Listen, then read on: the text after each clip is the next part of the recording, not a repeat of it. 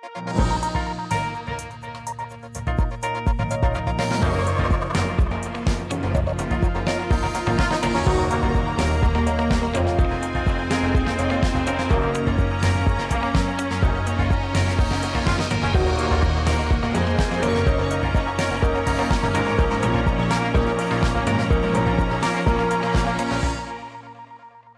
mi mujer, ellos no le metieron la hepatitis C, pero sí que no le dieron los medicamentos a su debido tiempo y entonces ayudaron a morir, ayudaron a que mi mujer haya fallecido. Para mí son presuntos homicidas, porque a mi mujer, como a otras señoras más, para mí, si no hay una medicina y no se la dan que pueda curar, para mí es un asesinato.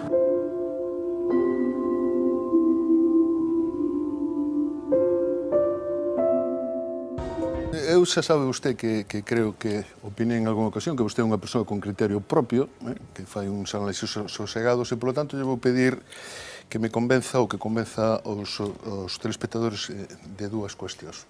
Por que, en primeiro lugar, por que Mariano Rajoy ten que ser presidente de goberno despois de que non move un só... Non me diga vostede, por iso digo que xa sei que vostede non utiliza moito argumentario, non? Pero non me diga eso de que foi o que tivo máis votos, porque xa sabemos que eso non vale para nada, non? Pero, o sea, vale para ganar as eleccións e para ser o primeiro. Pero, por que cree usted que Mariano Rajoy ten que ser presidente despois do que estamos a ver, co segundo ministro que ten que despachar por irregularidades manifestas despois dun alcalde de Granada que ven de dimitir hoxe.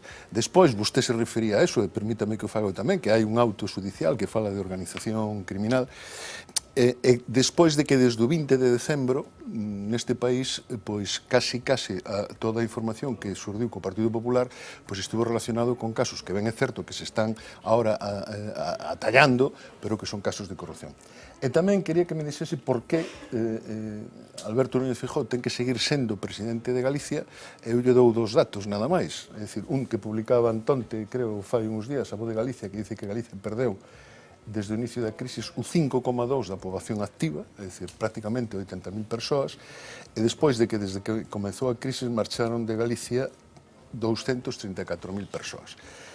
Convénzanos vostede de que, sin argumentarios, señor Puig, por favor, que xa sei que non utiliza con frecuencia. Non vou facer agora toda a campaña electoral porque as preguntas... Bueno, a cuestión de por que Mariano Rajoy porque, con independencia do que vostede dicía de tal, por que gañou. Nestes momentos, eu entendería, se houvese unha maioría alternativa, que se formase goberno en torno a esa maioría alternativa. Eso ocorreulle ao Partido Popular, sin ir máis lonxe, en casi todos os concellos que non gobernan Galicia, e non pasa nada. Podenos gustar máis, podenos gustar menos, pero é que hai unha maioría alternativa. Neste caso non hai.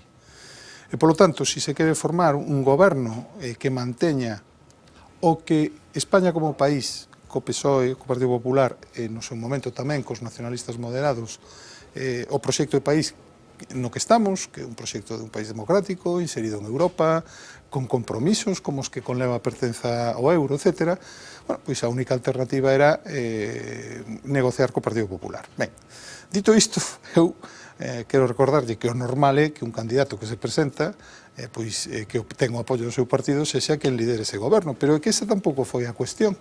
É que o problema é que o señor Rajoy non foi cuestionado polo Partido Socialista, que dixo que daba igual que fose Rajoy o presidente dese goberno calquera outra persona. Negouse a falar desta posibilidade. Eu podo entender por que o fixeron, porque eu comprendo que en Grecia hai un experimento malo nesa liña, pero o que non acabo de comprender é que sin ter unha maioría alternativa, bueno, pois marearan a perdiz todo este tempo, non?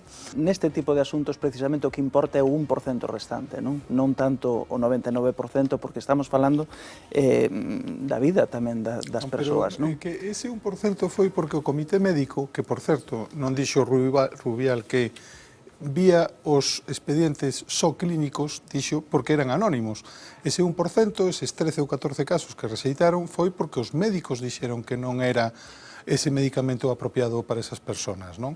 O que dixo foi que, efectivamente, se este medicamento se tivese descoberto, pois hai 15 anos, moita da xente que morreu desta enfermidade, pois tería sanado. Pero aquí non se aforrou, ni ninguén deixou de recibir este medicamento por razóns orzamentarias nin porque houvese que facer recortes. Eso é, crédeme, que é falso. E, polo tanto, a partir de aí, pois, home, eu intentaría que todos asumimos as responsabilidades das consecuencias dos actos, pero é que non é certo, non hai nin a máis mínima No, proba. se non digo ademais que se tratara dunha medida de aforro, non estou dicindo eso, estou dicindo de se di que son os recortes. No, estou dicindo de que na forma de trasladar esa opinión, esa valoración, ou mellor falando de cifras e tal, nun caso así concreto, penso que hai que ser extremadamente cauteloso, extremadamente coidadoso, porque aparte son os propios, quero dicir, que isto tamén é un punto a favor do propio sistema sanitario que temos en Galicia, non? Son os propios médicos os que eles se responsabilizan de alguna forma dos seus pacientes e eles son os que fan as solicitudes. De alguna forma fan as solicitudes, se esas solicitudes non se responden, pois son os que trasladan isto ou poñen en coñecemento da Fiscalía, é dicir, é que con pacientes, sobre todo cando se xogan a vida, non? Porque ou cando a vida pode depender dun fármaco novo, é dicir, como podemos interpretar, e remato xa, o silencio administrativo neste caso. É dicir, é que isto non é unha licencia de obras para levantar un galpón ao lado da playa, é dicir, é que o silencio administrativo aquí non colle, non? É dicir, ás veces agardar 2 ou 3 meses por unha resposta nun tratamento, pois pode ser vital.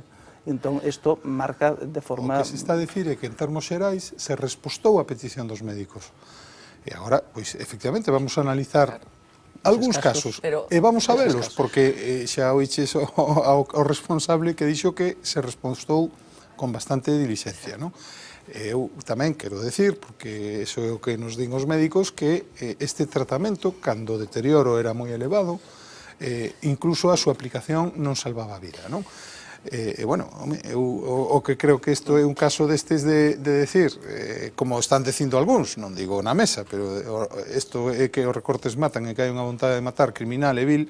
A min pareceme realmente que o que vil é decir se é certo que o PP desaproveitaría un capital político importante se non levase a Feijóo como candidato. Pero había un certo nerviosismo, parecía, entre os cargos do Partido Popular, insistindo moito en que parecía como que necesitaban a Feijóo. Vamos a ver, uns máis que outros, o que si é certo, isto ademais eu creo que lle honra o que fixo o presidente foi plantexarnos a todos que pensásemos sobre a súa candidatura, entre outras cousas porque é certo que a situación é complexa, é complicada, e el mesmo decía, home, eu agradezo moito que me digades que me presente, pero dadelle unha volta, e foi o que se fixo, basicamente. En que sentido o PP renunciou a dar, non me pido que dé unha batalla ideolóxica a gran nivel, pero en que medida renunciou a explicar o que fai? Quero dicir, acaba de falar agora, por exemplo, de igualdade, non? E vendo como un valor que temos a igualdade. Estamos asumindo, falo por min, a xente de dereita, todos os valores das esquerdas, e que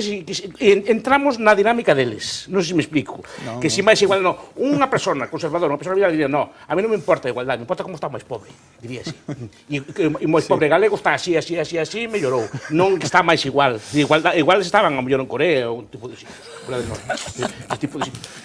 pero digo, cando veo o presidente da Xunta dicindo que cumpliu o 90% do programa social de Podemos, entón qual é o problema que veña Podemos? E dai veño os problemas despois. Entendo, na miña opinión, que despois fai recortes, que pouquiños, por certo, pouquiños. Seremos que xa podía facer. E non sabe explicalos, os fai de mala gana, dicir, mire, señores, non hai que recortar. Quer dicir, non hai, e non evoca ya tanto, etcétera, etcétera. Pero, o sea, que pensas que hai un certo complexo ideolóxico nestes momentos por parte do Partido Popular? Non é un complexo, é que se nega, e esta crítica, e non sei se opina o profesor Puig como a mí, se nega a batalla das ideas. Quer dicir, que non decir, non, mira, nós non somos desto. Eu é que discrepo de algúns dos conceptos da ideoloxía que ti estás a dicir, non?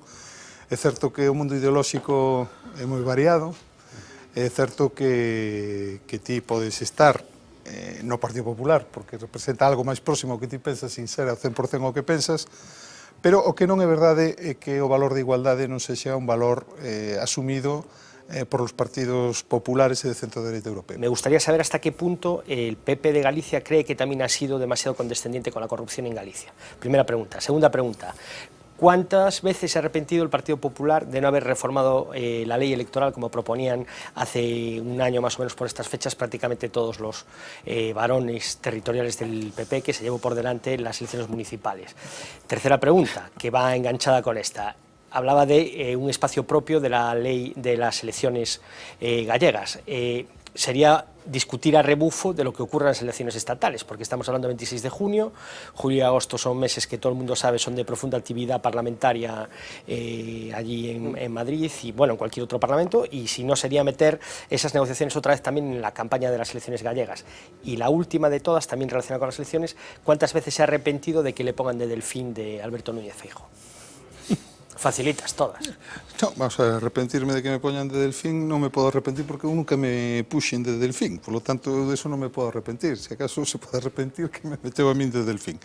Pero se ve. Vamos a ver, non.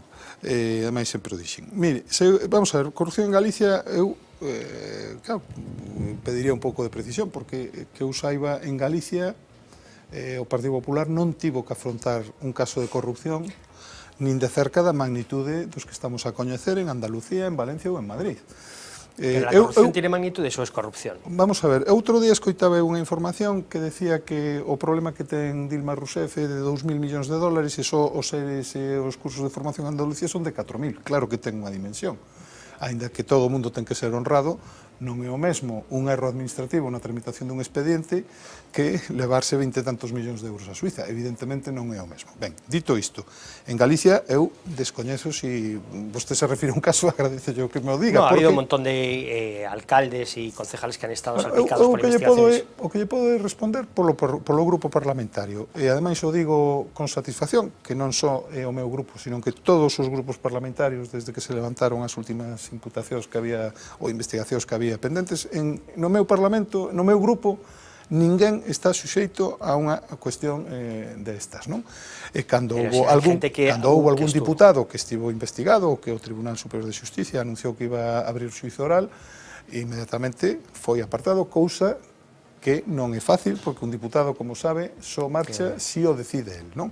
Esa subcomisión que era encargada de administrar eses medicamentos retrasou por razóns presupostarias a administración dos fármacos? Baixo ningún concepto. Os criterios que utilizaba a subcomisión, constituída ao efecto de homoxenizar a utilización deste tipo de medicamentos en toda Galicia, utilizou sempre criterios clínicos, criterios médicos, exclusivamente. Por que entón hai varios médicos, un deles, responsable médico de 4 dos mortos, que asegura que cursaron a petición de administración dese medicamento durante meses e que as súas chamadas non foron escoitadas? Pois descoñezo ese particular, dende logo que si podo decirlle que da información que temos, porque tamén teño que indicarlle que aínda non dispoñemos da notificación oficial da admisión a trámite da denuncia interposta pola Fiscalía no xuzgado, da información que temos, repito, da Fiscalía, pois o que si asistimos é unha discordancia nos datos que dispoñemos nós, e que, por suposto, ponemos a disposición do xulgado correspondente, cos que están recollidos na propia denuncia plantexada pola Fiscalía. Pero, insisto, entón, pode haber, o que denuncian os médicos, vostede o pon en dúbida, que se cursaran peticións expresas durante meses que non foron atendidas? Eu non poño en dúbida, nin deixo de poñer nada. Eu que si podo decirlle é que as solicitudes dos pacientes recollidos na denuncia interposta pola Fiscalía, dende logo foron todos eles autorizados, todos esos tratamentos foron autorizados, e a mes podo decirlle que foron autorizados de xeito dilixente.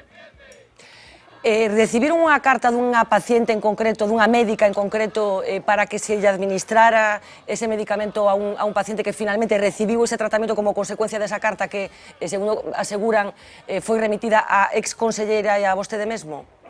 Mire, os criterios de aplicación eran homoxéneos para todos os pacientes e, por tanto, todo paciente que recibiu un tratamento, unha autorización dun tratamento e, por tanto, a medicación, tivo que estar sometido previamente á avaliación da subcomisión de hepatite C e, por tanto, o seu dictame. Non hai caso, por tanto.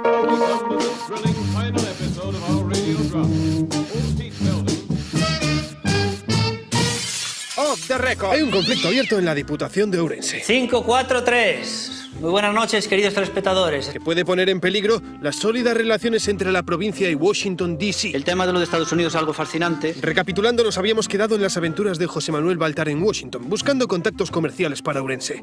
El presidente de la Diputación ya se veía comunicando sus impresionantes avances en prime time para toda la nación. We interrupt this program with breaking news. Breaking news para dar paso al discurso del presidente. Satisfeito despois de estar co secretario de Estado para Eurasia de Comercio norteamericano, Skip Jones. Haciendo balance de su reunión con Skip Jones, nada menos que el secretario de Estado de Comercio para Eurasia. Casi nada, un cargo importante. Nos hemos molestado en buscarlo en la página web del Departamento de Comercio de Estados Unidos y en los organigramas con los nombres de los jefazos, los jefes y los jefecillos que podemos consultar, Skip no sale ni en el primero. Y nos entró el miedo de a ver si Skip Jones estaba más cerca de hacer fotocopias que de cortar el bacalao. ¿Sería el tema este de la expedición, como dice Jacome? El tema de la expedición comercial. ¿Un timo? Hemos visto en Los Simpson lo que es el monorraíl, cuando apareció también un tipo, un listillo, para engañar al pueblo de Springfield con el monorraíl. Aquí traigo un monorraíl que es la leche. Claro que lo del monorraíl tendría que ser adaptado a la idiosincrasia de la provincia de Ourense. Oh, paraguas do José, é un paraguas muy malo, Pero oigan, que luego sí que encontramos el perfil de Seward L. Jones Jr., Skip Jones para Baltar, que hay confianza. Skip Jones. Y algo más tranquilos nos quedamos. Eso sí, en la oficina de prensa sin restos del encuentro con Baltar. Y así estaba Jacome con la mosca detrás de la oreja. O sea, de Barack Obama ven falar con José Manuel Baltar. Anda carallo, po tipo. Que dice que las empresas ourensanas que recibirán dentro de unos meses a las americanas en territorio ourensano están demasiado tecnologizadas para los yanquis. Es el caso de Cañas Maside. Las Cañas Maside es una señora que ya no tiene ni letrero. Tens que chegar ali, estar pegando a porta 10 minutos. E a señora baixa, xa vou, que queres, rapaz? Quero 12 cañas, espera un segundo. Sube arriba, vai nos encher de crema, ao cabo de 10 minutos baixa. Esa es la señora que le va a exportar a los yanquis. Tecnología punta. Sí, muchas risas. Pero la foto con Seward L. Jones Jr., Skip Jones para los amigos, encargado de, entre otras cosas importantes, controlar las importaciones de tuberías circulares de acero con soldaduras de carbono desde Pakistán, esa foto no se la quita nadie.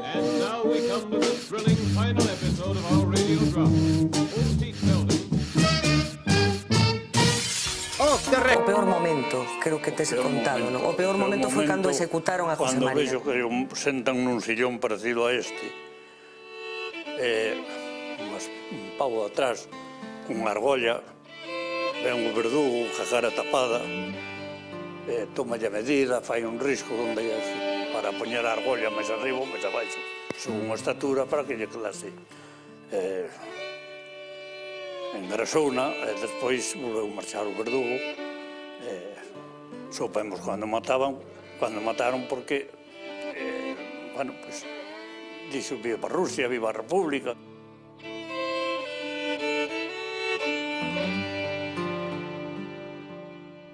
Manuel Lago, buenas noches. Cartografía de los recortes. Cartografía dos recortes, este é o documento, feito para a Comisión Sobreira, sindicato no que traballas, que basicamente, en que consiste, Manuel? Consiste en poñerlle cifras, non? Porque eu creo que no debate público, na experiencia de vida das persoas, é aceptado que houve moito recorte no gasto público, non?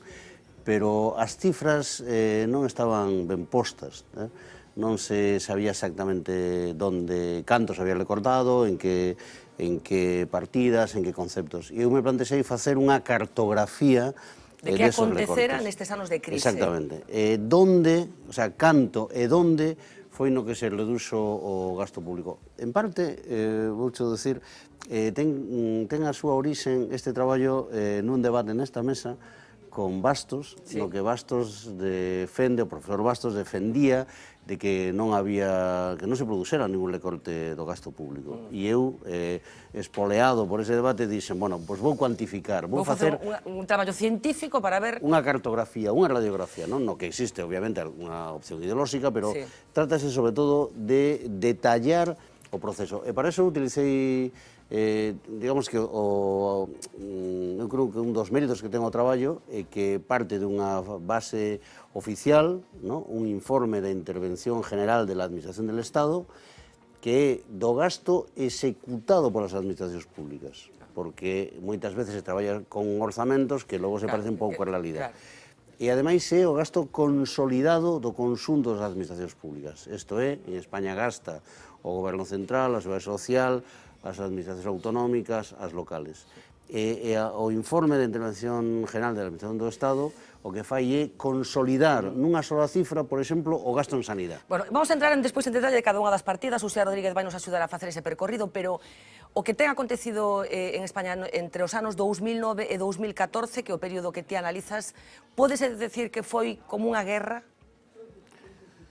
Hai un paisaxe despois da batalla, sin ninguna dúbida, non? Porque o descalabro do gasto público é brutal, non? A primeira cifra parece máis pequena. Cando ti comparas o que gastaba o Estado en termos nominais, non? No ano 2009 e no ano 2014 son 31.000 millóns de euros menos, non? E o 3% do PIB pode parecer menor, pero hai algo que fai máis grave o asunto, e é que neste tempo se produxo tamén unha reformulación do gasto. E iso quere decir que nestos anos o gasto en pensións, pola lógica do sistema, aumentou en 25.000 millóns de euros, os pagos por intereses da débeda aumentou en 18.000 millóns de euros, E o gran burato? E o pago ao sector enerxético, que é un escándalo terrible, aumentou en 5.000 millóns de euros as axudas públicas ao sector enerxético, e iso ten como consecuencia que o recorte na sanidade, no que non son estas partidas, o recorte na sanidade, na educación, na prestación de servizos públicos, etc., é un recorte de 80.000 millóns de euros. E iso, en termos reais, cando se ten en conta a evolución da inflación, é unha caída do 30% do gasto público, o cal significa que se deixou de gastar case un de cada 3 euros dos que se gastaban no ano 2009. Muy complicado. Lo veo muy complicado, porque las capacidades para afrontar problemas sociales no son ilimitadas. No son ilimitadas. O sea, yo conozco países extranjeros, modelos de democracia y modelos de sentimiento social en donde a la hora de operar, por ejemplo, se decide en función de varias cuestiones. Por ejemplo, personas fumadoras, no. A partir de cierta edad, no. Estoy hablando de países muy civilizados. Por lo tanto, el criterio de visión técnica de un asunto y de tener en cuenta que hay prioridades en función de las capacidades, no hay capacidades ilimitadas. Entonces, yo no me puedo significar rotundamente condenando esto. Inicialmente no lo sé. Tendré que saber qué ha pasado. Ahora, me llama la atención dos o tres cosas. Primero, si es verdad lo que ha dicho Feijóo, que se atendieron 1.130 pacientes, ¿es creíble que unas personas que han seleccionado 1.130 pacientes dejen fuera 10 o 13? ¿Es un ahorro sustancial con relación al conjunto de lo que están decidiendo? Yo lo único que puedo ver en esto inicialmente es que puede haber negligencia o un error. Pero es que evidentemente el error en profesionales de todo tipo hay que también asumirlo, incluidos los médicos. Carlos, tú lo ves así? Pois non, vamos a ver, eu creo que o que estamos indo e o que estamos vendo é consecuencia de unha inversión absolutamente de prioridades que agora xa ten recoñecemento constitucional, cando o artigo 135, algún xa o decíamos daquela, di que a prioridade é a regra de ouro de contención do déficit, pagamento da débeda, etc., está dicindo que outras prioridades constitucionais, como o dereito á vida, o dereito á saúde, quedan detrás. Pero o planteamento que fai Jorge é unha pregunta que eu lle Sí, facía o que pasa onte que o planteamento- aos portavoces da plataforma. Se as razóns foron presupuestarias, parece que o aforro, enténdaseme ben, non era sustancial. No, primeiro, O sea, nin o quero dicir, aforro... afectaría a un conxunto maior de Sí, persoas. o que pasa é que, vamos a ver, eu creo que 10 ou 13 son os casos que se logran probar, e que se logran probar de unha forma, digamos, certa para fundamentar a denuncia. Pode haber máis. Eu quero dicir unha cousa, e o propio Montoro o decía, penso que hai 2 semanas, Sí, non? que Cando parte falaba da do déficit desviación e do decía, déficit bueno, tiña que que ver tíamos con que pagar hepatitis C, sí, pero cando tomaron esa decisión xa foi tarde. Quero dicir, máis tarde do que deberían, seguramente. E antes de tomar esa decisión, que foi unha decisión política de pagar o medicamento... Todos estes asuntos tienen que ver antes de que se tomara esa decisión, porque esa subcomisión, en canto se sistematizó a distribución do medicamento, desapareceu. Entón, iso que quere decir? Iso quere decir que non eran criterios clínicos, eran criterios políticos e criterios económicos. Pero, insisto, aquí non te chama a atención as cifras, quero decir, que o 90 ou 99% da xente recibira o medicamento por razóns presupuestarias quedaran fora esas... Pois non o sei, en todo caso aí terá que pronunciarse a xustiza. Eu o que si digo é que, vamos a ver, eu entendo as limitacións orzamentais. É claro que un sistema de saúde, un sistema público, non pode estar, digamos, ou non pode ser refén dos intereses económicos das multinacionais farmacéuticas, etc., etc. Pero hai mecanismos legais para actuar neses casos.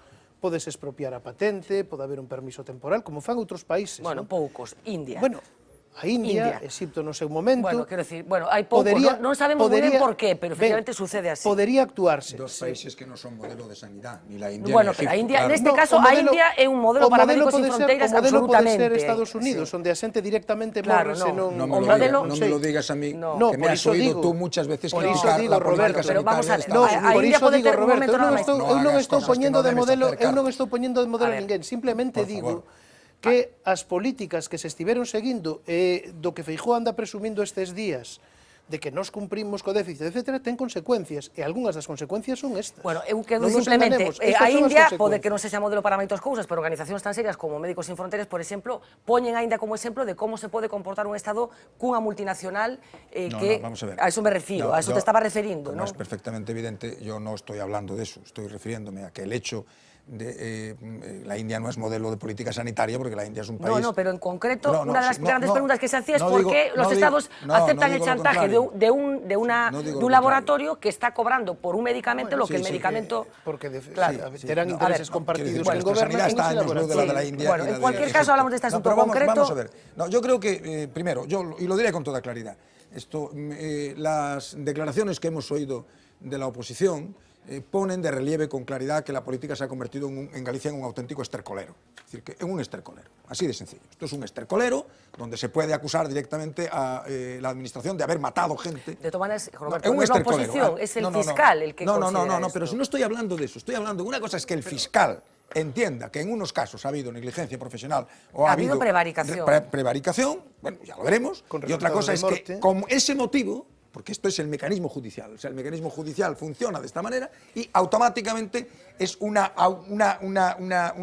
diríamos, avalancha de declaraciones políticas absolutamente fuera de lugar y exageradas. Sí, pero sabes como pode cortar iso Feijóo? Dando explicacións no Parlamento xa... No, pero es que ya pero xa... Ha dicho que va a dar explicacións en el Parlamento. O conselleiro, que vaya él xa a dar explicacións. En todo caso, esto, que dé las explicaciones quien las tenga que dar. En todo caso, vamos a ver, yo creo que el elemento del número es un elemento absolutamente fundamental para juzgar si es el motivo presupuestario el que ha determinado la decisión o no. Es decir, si se decide que sí en 500 casos y que no en 500 casos, uno puede pensar razonablemente que el criterio que ha determinado la decisión es el criterio presupuestario. Si se decide que sí en 1.300 casos y en 10 que no, o en 13 que no, o en 15 que no, o en 20 que no, solo desde la más absoluta mala fe se puede pensar, desde la más absoluta mala fe, se puede pensar que el criterio que ha determinado la decisión es el criterio presupuestario.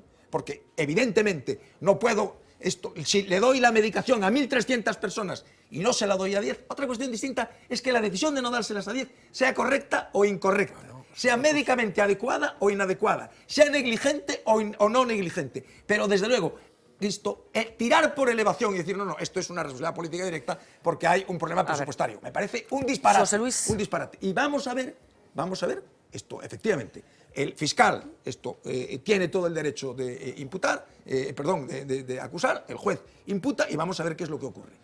En todo caso, insisto, tirar por elevación y suponer que a 10 personas no se les ha dado por ahorrar mientras que se le ha dado a 1.300 es un disparate, Claro, hay que ver en qué momento se lle dá os 1.300. José Luis. A ver, primero, yo estoy de acuerdo como lo formuló Jorge Gurriarán la idea de que los servicios, por importantes que sean, cualquier cosa, por importante que sea, la cuestión presupuestaria no tiene una disponibilidad presupuestaria ilimitada y, por tanto, siempre tenemos que administrar las cosas.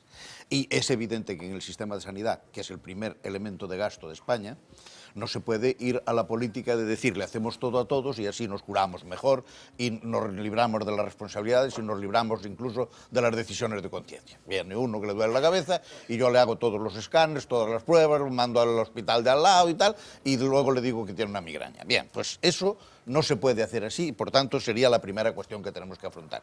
Y también estoy de acuerdo absolutamente con lo que dice Roberto, que cuando el debate se pasa inmediatamente a si hemos asesinado o no hemos asesinado, es evidente que es un debate podrido. Y, por tanto, yo creo que en ese terreno no se puede dar. A ver, yo voy a decir dos cosas más. Es evidente que puede haber esa opinión de los médicos, pero hay muchas más opiniones de muchos médicos. No hay ningún caso, no hay ninguna enfermedad, no hay ningún diagnóstico en el que no haya dos opiniones médicas, dos opiniones de los abogados, dos opiniones de los expertos. Y, por tanto, eso puede estar ahí, pero puede no tener razón. Así que hay orcos entre los funcionarios, orcos en el salón de plenos. Había más orcos que ya no pusimos, pero Iago Martínez creía que había muchos más orcos. ¿Algo que decir? A mí sí, a mí me parece que es cierto eso, ¿no? Lo que me extraña es que en Marea no los haya.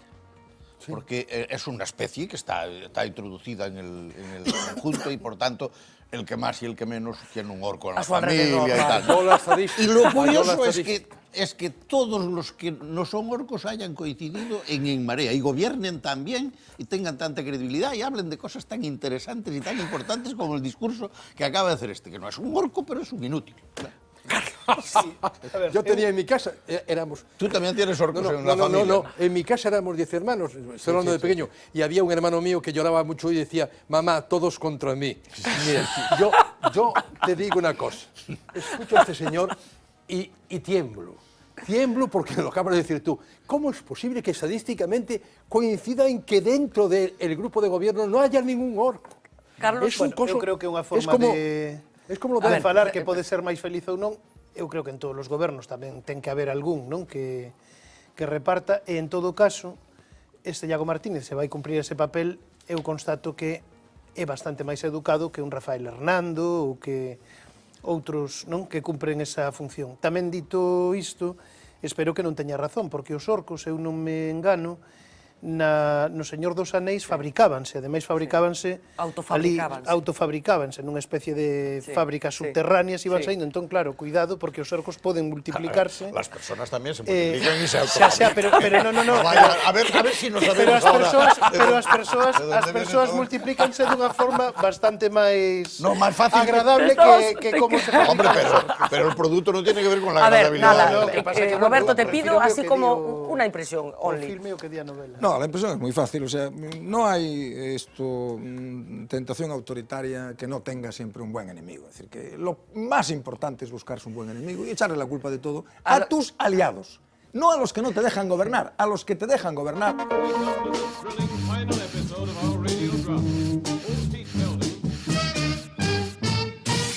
Off the record. Oigan ustedes, por si no lo saben, decirles que Pedro Sánchez ha contratado de asesor para sus discursos a un guionista de Cuéntame. Parece una broma de mal gusto. Lo parecerá y lo que quieran, pero es verdad de la buena. Palabrita. Ya sabíamos que era un poco películas. Bueno, pues hay una frase de Catón que dice aquello de que puedo perdonar los errores ajenos, pero no puedo perdonarme los errores propios. Pero su pasión por la ficción se está desmadrando. De hecho, sospechamos que Cuéntame se lleva colando en la política española ya desde hace algún tiempo. Estará ahí cualquier día Pedro Sánchez en su casa viendo las aventuras de los Alcántara. Venga, leña al mono, que el tiempo es oro, hijo, no lo olvides. Y él pensando, leña al mono y el tiempo es oro. ¿Qué razón tiene Antonio? Mañana lo cuelo del argumentario. El día siguiente, dicho y hecho. El tiempo de las ofertas se acabó. Y además, lo que hemos constatado es que Iglesias no es de fiar. Uy, qué ganas de ver el capítulo especial de Cuéntame cómo pasó el 20D. No nos lo perdemos. Recordando aquel enero que es la época más feliz de nuestra vida. Aquel día no se me escapaba que sobre la familia pendía una grave amenaza. Pedro Sánchez creo que ha intentado vender algo que no tiene. Pero era día de Reyes. Sus majestades se habían portado mejor que nunca. Y yo, aunque quisiera hacerme mayor, no podía evitar ser lo que era. Es decir, un niño. Cuéntame, tú que has vivido. aparte con lo lacrimógena que es Cuéntame no le puede pegar más a Pedro, que ya sabemos que le va el drama, con historias de amor. Una cosa, que te quiero más que a nada en el mundo. Tú me quieres a mí. Que tienen que enfrentarse a todo tipo de dificultades. Aquel diciembre fue un día que quedó grabado en la memoria de todos los españoles que habían acudido libremente a las urnas para dar un rotundo sí a la llegada de la democracia. Sin embargo, toda aquella alegría desapareció de un plumazo para nosotros. Me acuerdo con toda nitidez del silencio que nos acompañó, un silencio estridente que alimentaba nuestra incertidumbre. De hecho, todo este proceso de negociaciones se parece bastante a Cuéntame, porque tanto lo uno como lo otro no se acaban nunca. Por primera vez en mucho tiempo, todos los miembros de mi familia volvíamos a estar juntos bajo el mismo techo. Y aunque yo no entendía muy bien por qué, ninguno de nosotros parecía estar contento.